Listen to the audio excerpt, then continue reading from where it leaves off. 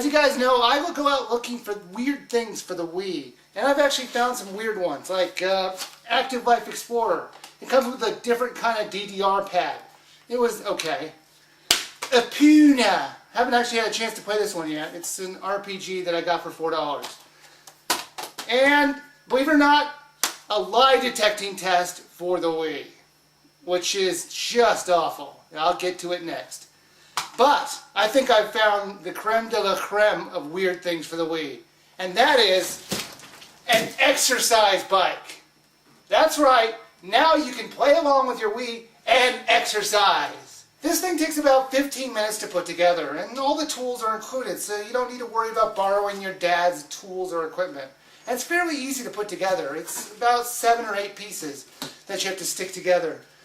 Now, I'm not going to make you sit and watch me put this thing together. So, and here it is in all its glory. It's actually not that heavy, but it's not light either. So, it's, as you can see, it's not that heavy. Alright, what do you say we take a look at it?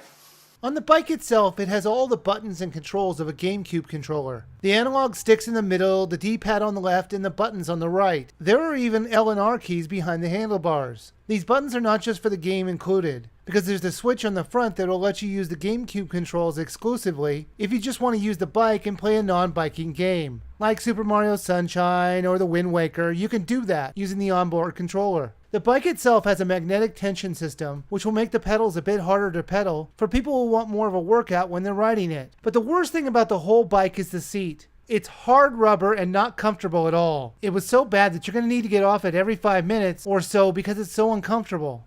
Now I'm going to talk a little bit about the game that comes with it, but it's not going to be as in-depth of a review like I usually do. Let's be honest, no one's buying this for the game. The game's more of an added bonus. There are 2 ways to play this game, either in a mode where you set the time or how many calories you want to lose, or the story mode. I'm going to focus more on the story mode since the other modes use all the levels from the story mode, only they don't end it the same way. It ends with the time or your goal runs out. The story is that someone has trashed out this island paradise that you're cycling through, and you've decided to be a great guy and pick up all the trash. That's right, you're a garbage collector, and it's just as boring as it sounds. Here's a hint to the creators of this game. Nobody wants to play as a trash collecting hippie.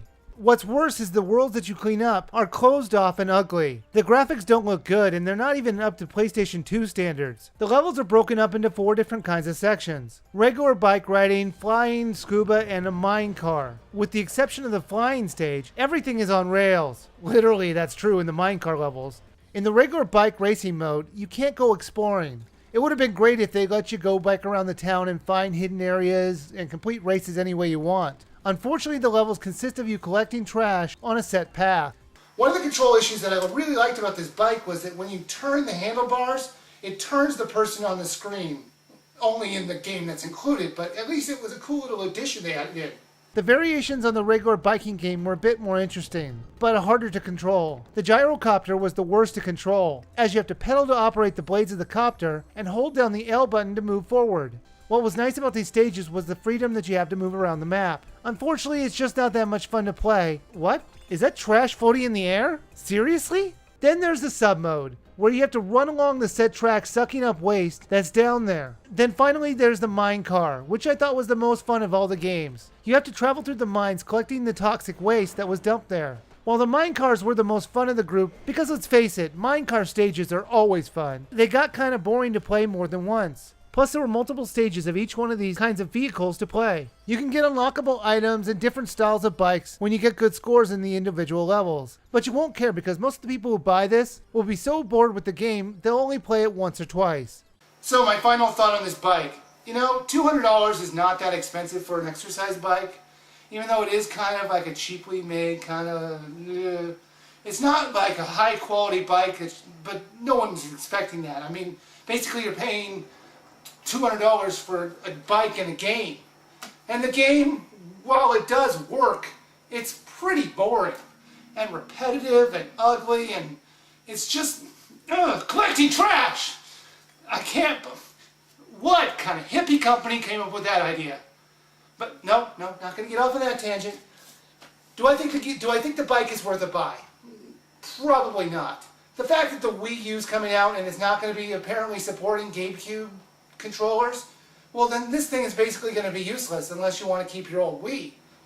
So I think you should probably skip it.